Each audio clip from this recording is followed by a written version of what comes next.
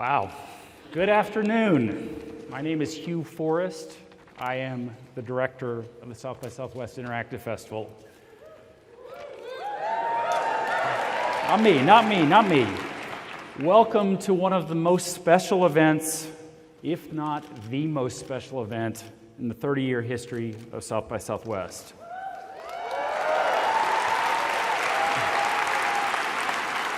We are extremely excited to have President Obama joining us today at the Long Center, and we're even more excited that the President will today be talking about 21st century civic engagement and community service. This is a topic that we've covered extensively at South by Southwest and a topic that we're passionate about. It's something that Casey Gerald of MBAs Across America covered in today's opening keynote, and it's something that we will celebrate on Sunday evening, March 13th at the Dewey Winburn Community Service Awards at the JW Marriott. The participation of both the President and the First Lady at South by Southwest Music signifies a timely shift in the evolution of our event, where ideas and topics converge in hopes of uniting all industries and cultures. As each new generation comes to South by Southwest, they look for ways that they can be of service. We feel it's important to reflect and support the message and believe the keynotes of the President and the First Lady will inspire attendees to that purpose. The interviewer for today's session is Evan Smith, who is founder, CEO, and editor-in-chief of the Texas Tribune, which is a groundbreaking online publication based here in Austin. Now, please join me in welcoming the 44th President of the United States of America, Barack Obama, to South by Southwest 2016.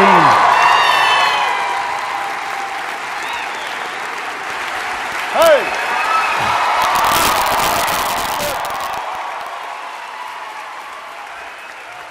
How are you? So nice to see you. Thank you so much. Thank you. Evan, knock it out. Thank you. Thank you, Mr. President. Thank you. Hi, Mr. President. It's good to see you, and hello, Austin.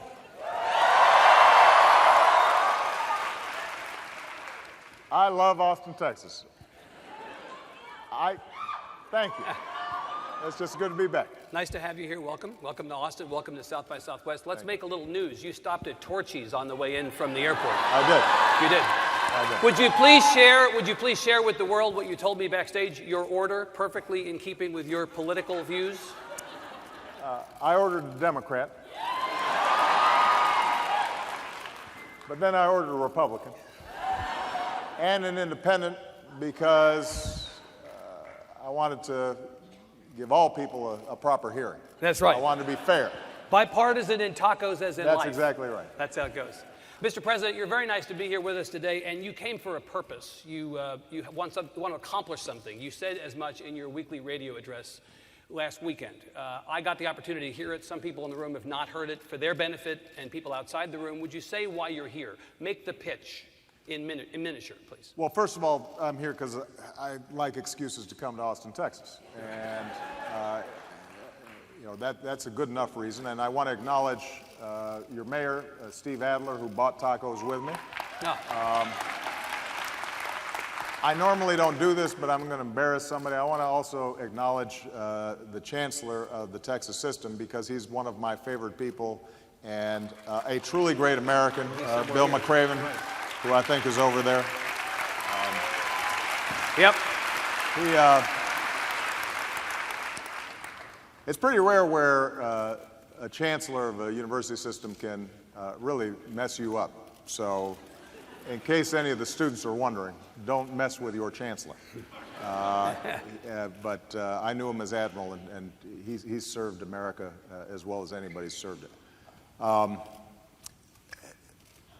Look, we are at a moment in history where technology, globalization,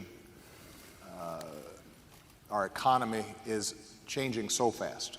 And this gathering, South by Southwest, brings together people who are at the cutting edge of those changes. Those changes offer us enormous opportunities, but also are very disruptive and unsettling. They empower individuals to do things that they could have never dreamed of before, but they also empower folks who are very dangerous to spread dangerous messages. And part of my challenge since I've been president is trying to find ways in which our government can be a part of the positive change that's taking place and can help convene and catalyze folks in the private sector and the nonprofit sector to be part of the broader civic community in tackling some of our biggest challenges. And just three things that I talked about during my weekly address where this group, I think, is primed to make a difference. Number one, we're spending a lot of time figuring out how can we make government work better through technology, digital platforms, and so forth. So, for example, we've reduced the FAFSA form process where you apply for student aid by about 2/3 just by digitalizing it, putting it online, making it a little more common sense. We have made it now possible to apply for Social Security online in ways that couldn't be done before. Across agencies, we're interacting every day with our government, and the question is, how do we make that work better? Because an anti-government mentality grows if people feel frustrated because they're not getting good service. The second thing that these new technologies allow us to do is to tackle big problems in new ways. We had a conference in Washington a few weeks back on what we're calling precision medicine. The capacity today to potentially cure diseases because we understand the human genome and we understand that a cure for me may not be the same as a cure for you. And there's incredible research taking place all around the country, but we haven't gathered all that data together to make sure that the whole is greater than the sum of its parts. And number three, we want to make sure that we're using big data, analytics, technology to make civic participation easier. Voters, increasing voting rates and making sure that people are informed about who they're voting for and why they're voting. Making sure that community organizations or activists are able to meet and help to shape our society in new ways. So the reason I'm here really is to recruit all of you. It's to say to you as I'm about to leave office, how can we start coming up with new platforms, new ideas, new approaches across disciplines and across skill sets to solve some of the big problems that we're facing today. Because I've said this before, I said at the State of the Union, the most important office in a democracy is the office of citizen. And right now, with all the talent that's out there, our government's not working and our politics isn't working as well as it should. The only way we're going to solve that is make sure that we're getting citizens involved in ways that we haven't up until now. Mr. President, the theory of bringing tech more closely aligned with government and solving problems is great, but the reality is that the culture of the tech sector and the culture of government could not be more different. Government is big and bloated and slow and risk averse, and it's run on outmoded systems and outmoded equipment. Tech is sleek and streamlined and fail fast and enamored of the new and the shiny. How do you take these two things that seem culturally to be so unalike and put them together in a way where they can and want to work together? You know,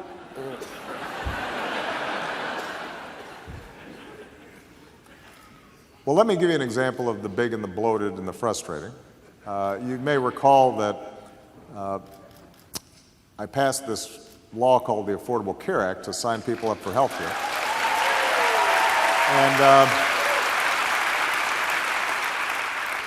And then the website didn't work. I heard that. Heard that, yeah. And this was a little embarrassing for me because, I was the cool early adapter president. Right.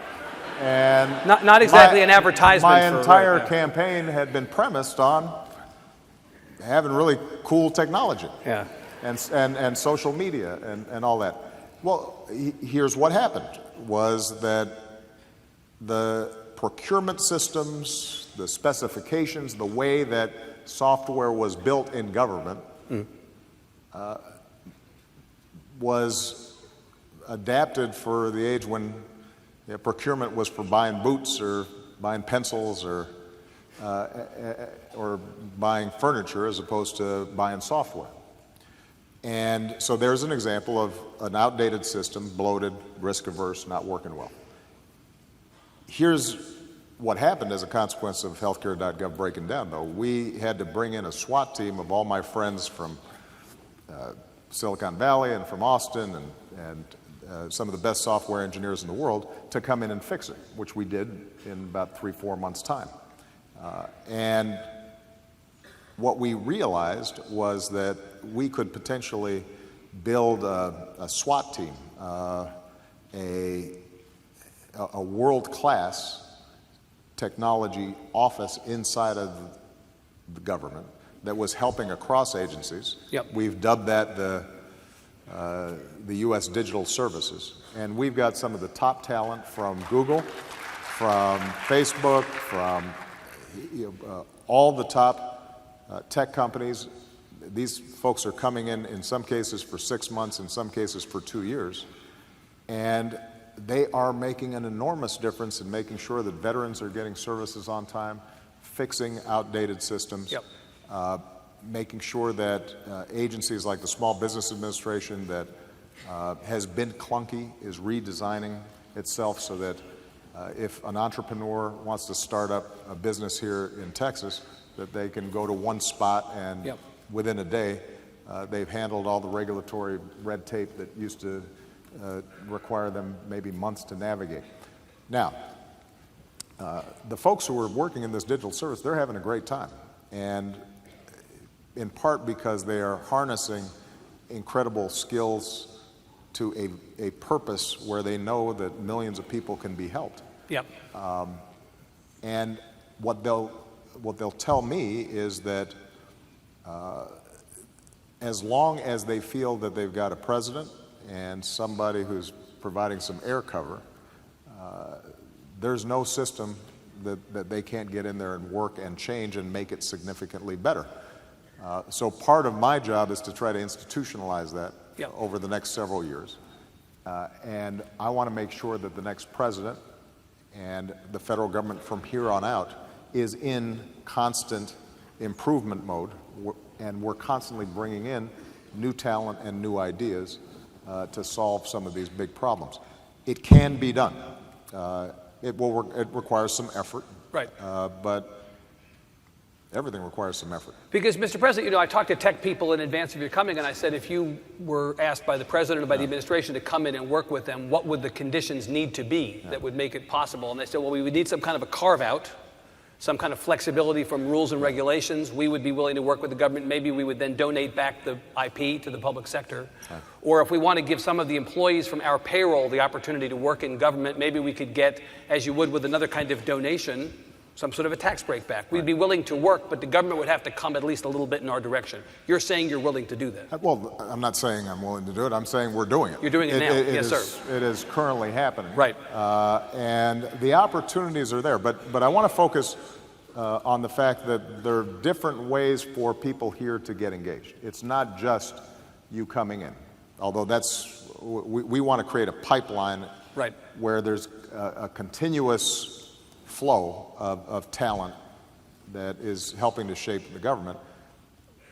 The other thing that we're doing, though, is we're also convening people to solve problems, and they may, in their existing roles, be able to work together to make a huge difference. I'll give you a specific example. Before I came in here, I met with an incredible group of people entrepreneurs, movie makers, organizers, tech leaders, to talk about how we make a real difference on countering violent extremism. It's not enough, if we're going to defeat ISIL, just to take out their leadership or to control certain territories. If in the virtual world they are consistently reaching kids here in the United States or elsewhere in the world and recruiting them and twisting their minds to do terrible things, we've got to be able to penetrate that. For good reasons, we don't want the government to be the lead on that. First of all, we're not credible with the people who might be receiving those messages. Second of all, it's dangerous if the government gets in the business of propaganda. So what I said to them was, we'll help convene and put you guys in a room together. Where there are resources that are necessary, we can help provide it. But essentially, you figure out how we can reach young people who might be vulnerable to extremist messages. You tell us, based on the analytics and the data and the algorithms that you're working with on a day-to-day basis to sell products, what is it that's going to really penetrate here? How can we amplify powerful stories that are already taking place so that they're on platforms that can reach as many people as possible? So whether you solve the problem or they solve the problem, it's all good. Exactly. Right. I'll give you a second example, and that is the issue of voting. I mentioned this earlier. We're the only advanced democracy in the world that makes it harder for people to vote. You're laughing, but it's sad. We take enormous pride in the fact that we are the world's oldest continuous democracy, and yet we systematically put up barriers and make it as hard as possible for our citizens to vote. And it is much easier to order pizza or a trip than it is for you to exercise the single most important task in a democracy, and that is for you to select who's going to represent you in government. Now, I think it's important for a group like this, as we come up to an election, regardless of your party affiliation, to think about how do we redesign our systems so that we don't have 50% or 55% voter participation on presidential elections, and during off-year congressional elections, you got 39 or 40% vote. Mr. President, you're in the state with the worst voter turnout in the country over By the last 3 elections. We would take 55% tomorrow if we could get it. There is a reason I'm bringing this up. Yeah. But it's not just Texas. So one of the things that we're doing is engaging folks who are already doing interesting work in the online space. How can we create safe, secure, smart systems for people to be able to vote much easier online? And what are the technologies to help people get aware of what they're voting about, who they're voting for? That's, again, an issue where you don't want the federal government engineering all that. Right. But what we can do is to have the incredible talent that's represented in this auditorium really spend time thinking about that and getting to work on it. But governments, Mr. President, governments need to play a role in that they have to pass legislation that enables some of these things. Yes. So in Texas, again, a state with terrible voter turnout over time, we broke records on primary day, but we still had the second worst voting age participation of any state that's voted so far. We can't get out of our own way. You need in Texas legislation that enables this. We won't even allow people to register to vote register to vote, not vote. Register online in Texas. Register online. We can pay our taxes. We can hold our phone up at the supermarket to pay with our credit card, but somehow online voter registration is perceived to be insecure.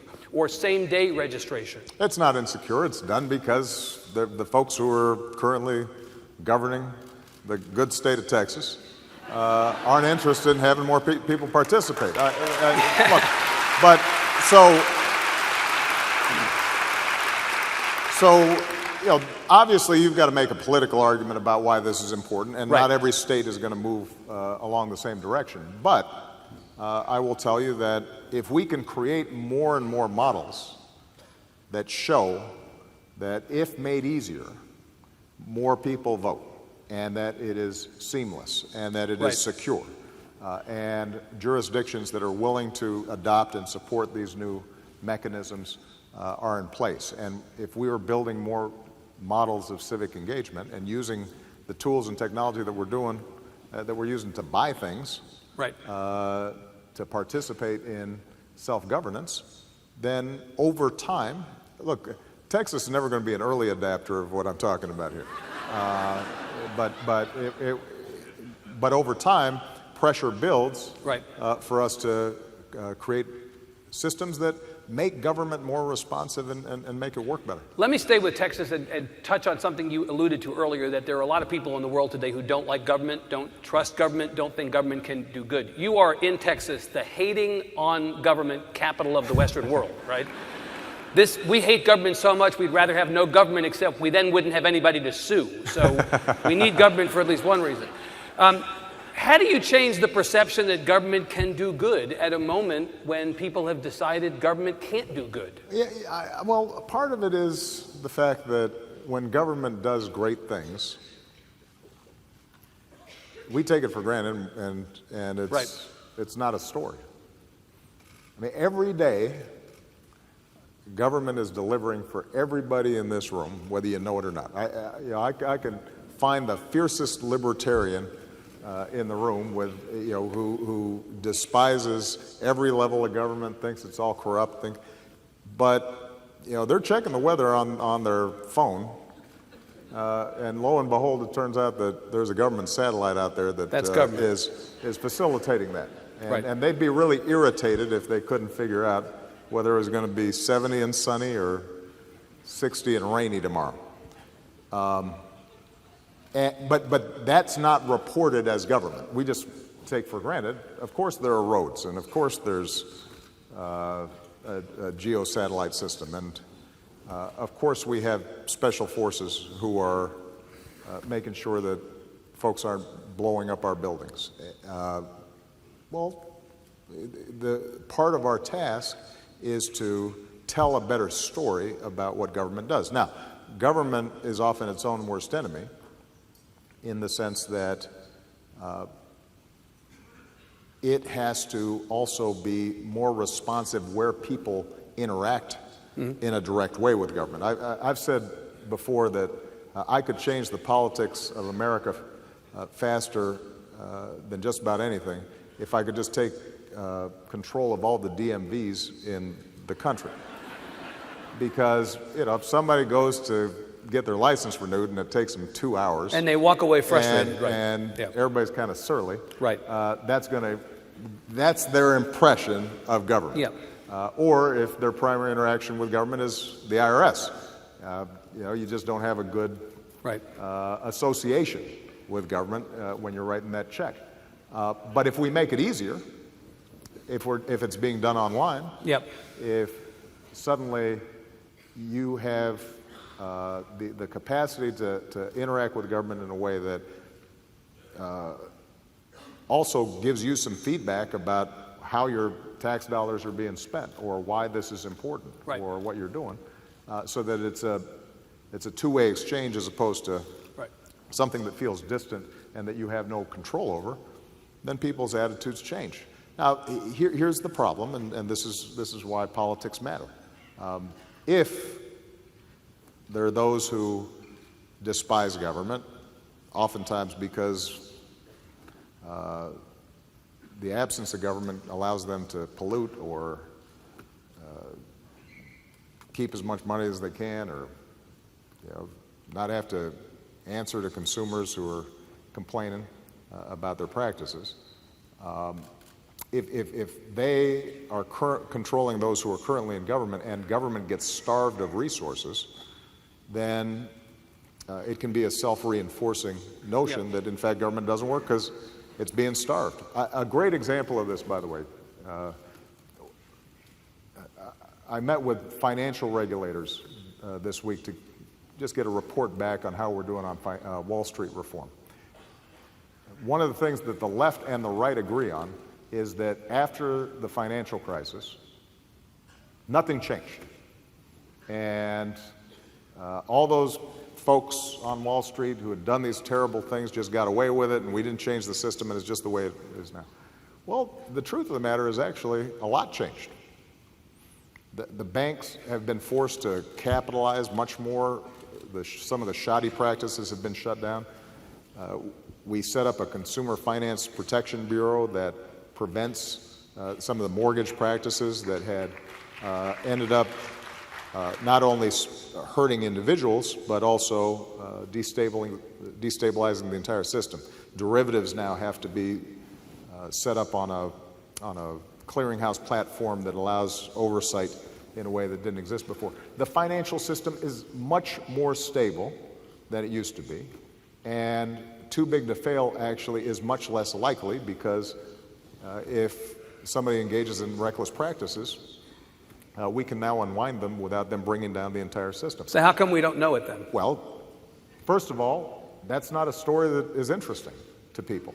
What's more interesting is a cynical view that terrible things happened and nothing got changed. And that's how it gets reported, both in popular culture as well as in the media. But the second thing that's happened is where it's not, where we still have work to do in this space. The main reason we have work to do in this space is because this Congress has prevented oversight agencies like the SEC and the CFTC from having enough staff and resources to be able to enforce as well as they could some of the laws and the rules that are put in place. And so we go back to the need for civic engagement. We cannot solve the problems in government, and we cannot solve the problems that we face collectively as a society unless we, the people, are paying attention. Right. And in an age in which people are getting information through digital platforms, through the internet, where people's attention spans have shrunk, it is critical that all of you who are shaping this environment are spending time thinking about how are we getting people, how are we getting citizens engaged, and you yourselves have to be engaged and spend some time thinking about it. It doesn't mean you have to do it full time. It doesn't mean that you have to run for office yourself, but it does mean that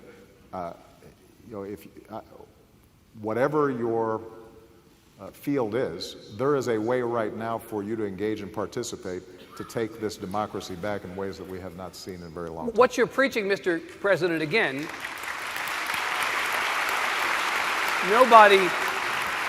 nobody will take issue with the idea of more civic engagement in a digital age, but the question is whether everybody, all of us in this country, are in the same digital age, right? You're in a state that is seeing rapid changes in its population, will soon be Hispanic majority. Well, in this state, as in a lot of other states, the digital divide, access to Wi-Fi, access to devices, continues to be an enormous problem. 50% of adults in Hispanic households have no access to internet at home. 54% of African Americans have access, but 46% do not. Many more white households have access to the internet than do non-white households. We know that we have this massive digital divide in this country, in Texas and elsewhere. Shouldn't the government, before we start providing all this civic engagement through the digital space, make sure that everybody's in the digital space first? Which is actually exactly what we've been trying to do over the last several years. When we passed the Recovery Act, the stimulus that was very controversial at the time and that continues to be criticized by the other party, despite the fact that unemployment's now below 5%. And we avoided a Great Depression, but thanks, Obama.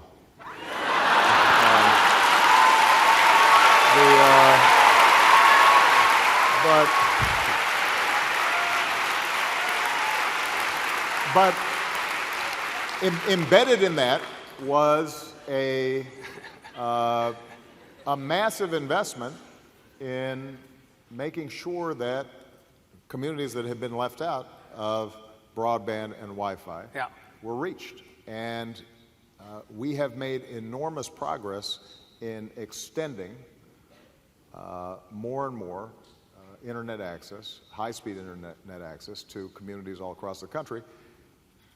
A second example, we set up something called Connect Ed, where our goal, and we're on track to meet this by 2018, is that 99% of classrooms have access to high-speed wireless, and the way we've done that in part is through federal spending. But what we've also done is we've partnered with an array of companies. Right, private industry. Private industry has really stepped up. Right. And so part of the task, you're right, that we've got to make sure that given the power of this space, everybody is plugged in. But one of the great tricks to all this is making sure that whatever government is doing is then supplemented with and enhanced by a private sector and non-profit sectors that are ready to step up. And it's not just, by the way, getting a line in or Wi-Fi there. It's also training teachers. We've set up something called Open Book? Somebody out here. Huh? There you go, Open eBooks. I knew there was somebody in the audience who knew about this. Who, to make sure that kids in places that don't have a lot of books, that suddenly they have access to this enormous e-library, and that becomes folded into the mechanics and the infrastructure that's been Mr. President, very good. It's important to have wired classrooms, but part of the problem is that 70% of homework assignments, by one measure, given by teachers, require some internet access. So it's one thing to wire classrooms. The problem is homes.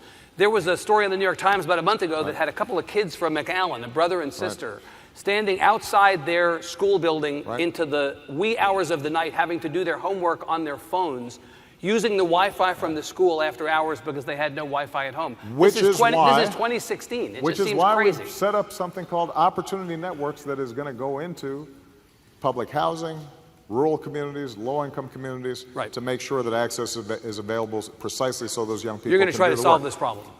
I'm trying to solve every problem, but what I'm... but here... You got to have a goal, I understand. But here's the point that I want to make. I mean, these are solvable problems, but it's not a matter of us passively waiting for somebody else to solve it.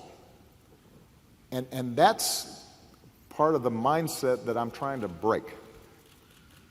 I tried to break it back in 2007, 2008 when I ran for this office. As you will recall, the slogan was not "Yes, I can." It was "Yes, we can."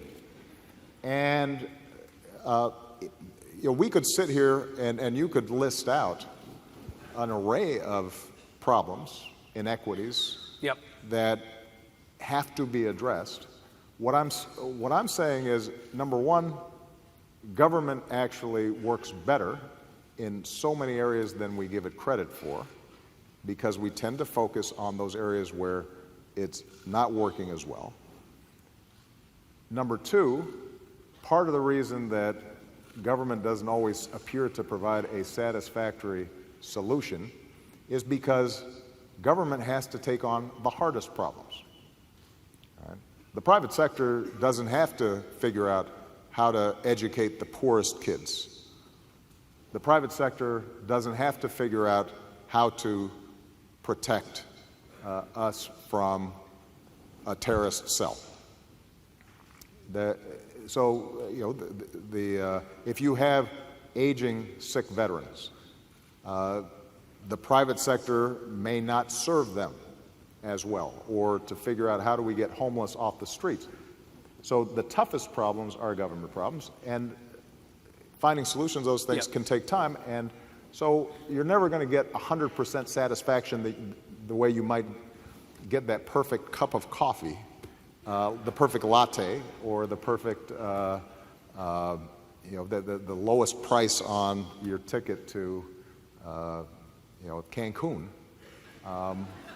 because these are harder problems. But the third point that I'm trying to make here is that if we can reconceive of our government so that the interactions and the interplay between private sector, nonprofits, and government are opened up, and we use technology, data, social media, in order to join forces around problems, then there's no problem that we face in this country that is not soluble.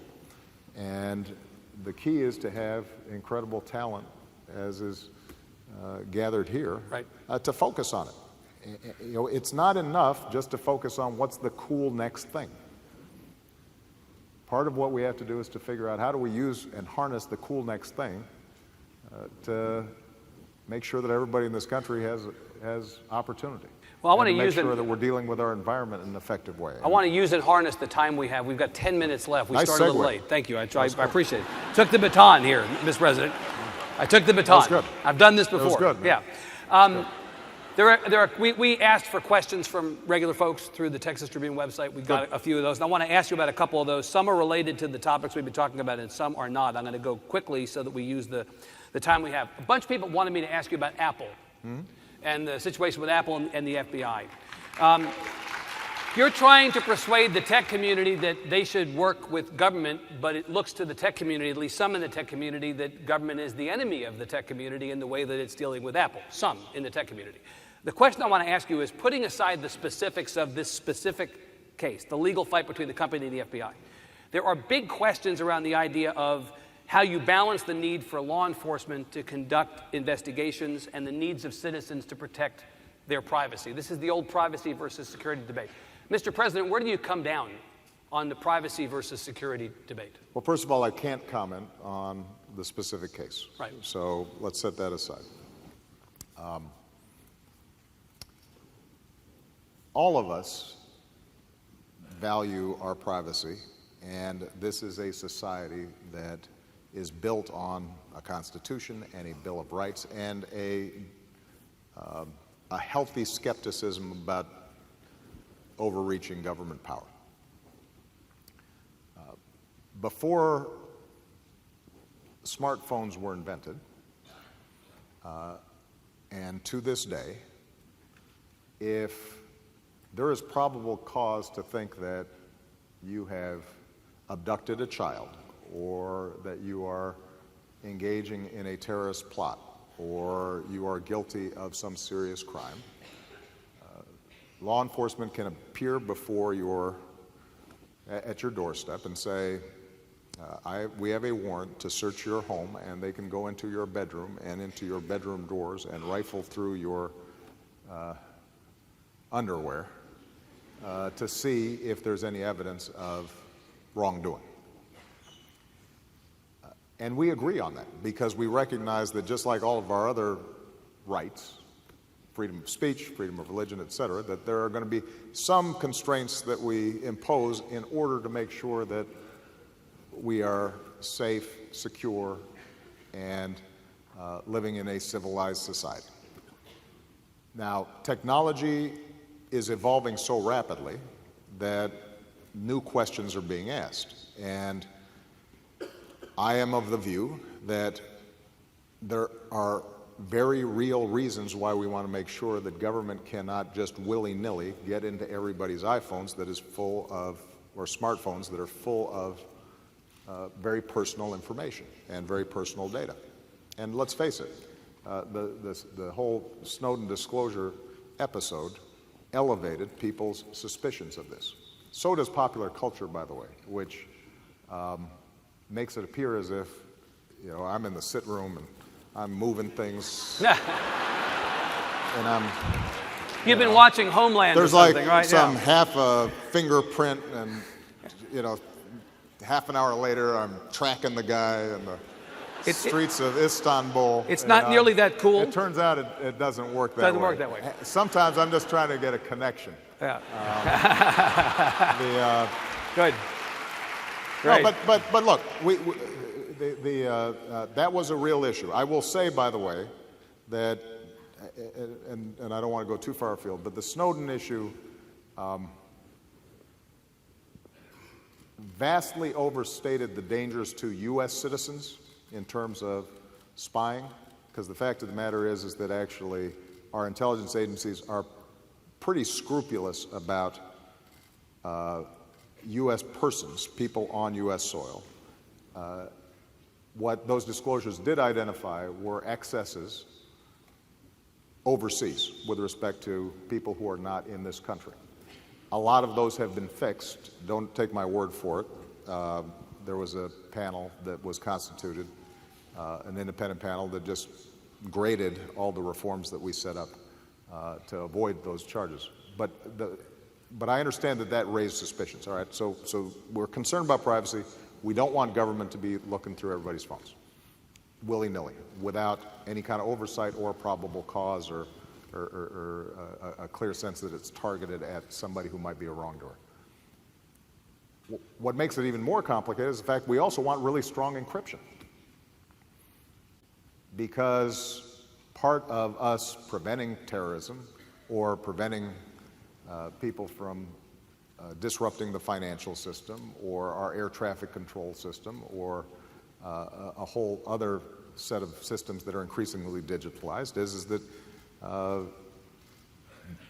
hackers, state or non-state, can't just get in there and mess them up.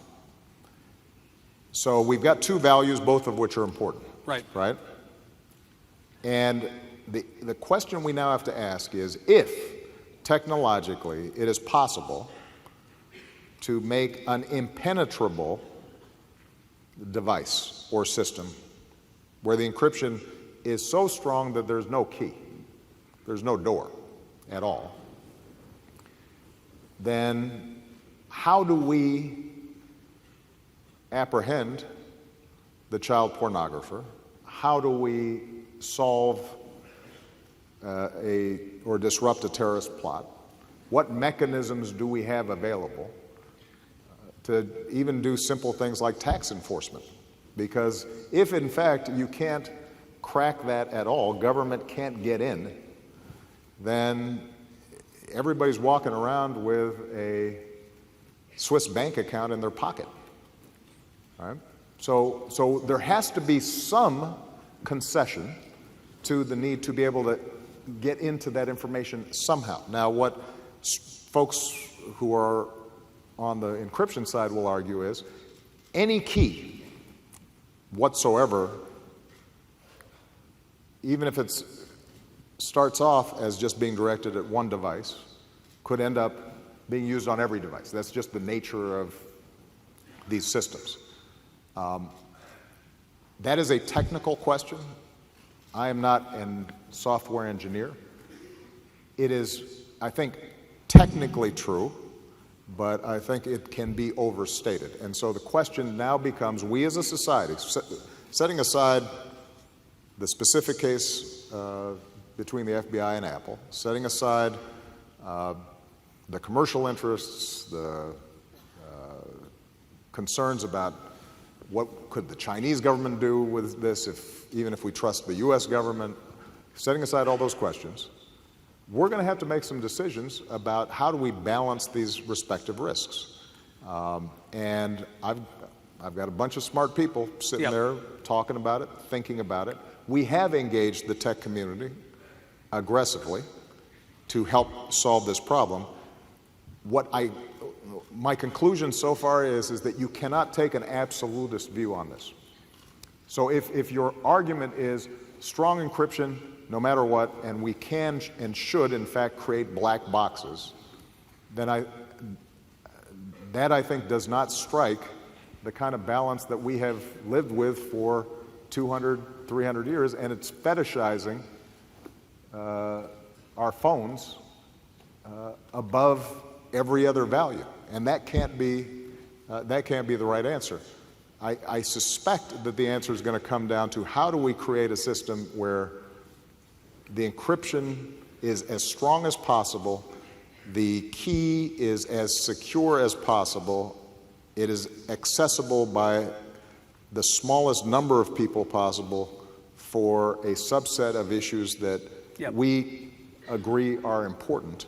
How we design that is not something that I have the expertise to do, but I caution, I am way on the civil liberties side of this thing. Bill McCraven will tell you that I anguish a lot over the decisions we make in terms of how to keep this country safe, and I am not interested in overthrowing the values that have made us an exceptional and great nation simply for expediency. But the dangers are real. Maintaining law and order and a civilized society is important. Protecting our kids is important. And so I would just caution against taking an absolutist perspective on this, because we make compromises all the time. I haven't flown commercial in a while. But my understanding is it's not great fun going through security. No, but we make the concession because it's a big intrusion on our privacy. But we recognize it as important. We have stops for drunk drivers. It's an intrusion, but we think it's the right thing to do. And this notion that somehow our data, is different and can be walled off from those other trade-offs we make, I believe is incorrect. We do have to make sure, given the power of the internet and how much our lives are digitalized, that it is narrow and it is constrained and that there's oversight. And I'm confident this is something that we can solve, but we're going to need the tech community, software designers, people who care deeply about this stuff to help us solve it. Because what will happen is if everybody goes to their respective corners and the tech community says, you know what, we either we have strong, perfect encryption, or else it's Big Brother and an Orwellian world. What you'll find is that after something really bad happens, the politics of this will swing and it will become sloppy and rushed, and it will go through Congress in ways that have not been thought through. And then you really will have a danger to our civil liberties, because we will have not done, the people who understand this best and who care most about privacy and civil liberties have sort of disengaged or have taken a position that is not sustainable for the general public as a whole over time. Sadly, Mr. President, the clock is telling me that we're out of time. A lot of things I wanted to ask you. You gave a great answer on that question, and I'm happy to have that be the last bit that we did together. Thank you so much for being here. I'm the president, so I'm going to take one more minute. You will? Good. Okay. And I just want to say,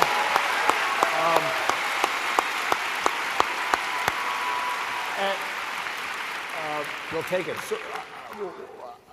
there are a number of different ways in which all of you can plug into to what I've been talking about here today.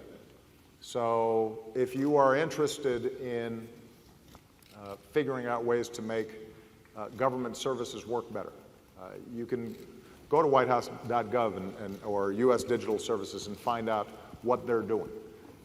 If you are interested in how we can make sure that classrooms are properly connected, you can plug into what we're doing with ConnectEd. One of my favorite projects that's just gotten started over the last several months is diapers are really expensive. And we've actually set up a system whereby through social media and the internet, Non-for-profits are able to make bulk purchases of diapers, save 25% on those so that they can distribute them to low-income moms and families. It's a convergence of diaper makers and logistics companies and internet companies, and we sort of convened the thing, but it's not running through a government program. So whatever your interests are, whatever your passions are, whatever your concerns are, we need you. And I want to underscore the fact that, in 10 months, I will not have this office. It has been the great privilege of my life, but it's not like I stop caring about the things that I care about right now. And it's not like I'm going to stop being involved in promoting the best, most prosperous, most peaceful, most tolerant, most ecologically responsible America that I can. I'll be sitting in an audience with you. And I expect you to step up and get involved because the country needs you. And if the brain power and talent that's on display here today and throughout this conference takes up that baton, then I'm going to be really confident about the future of this country. All right? Thank you, Mr. Thank you, President. guys. Mr. President, thank you so much. That's right. Really enjoyed it. So.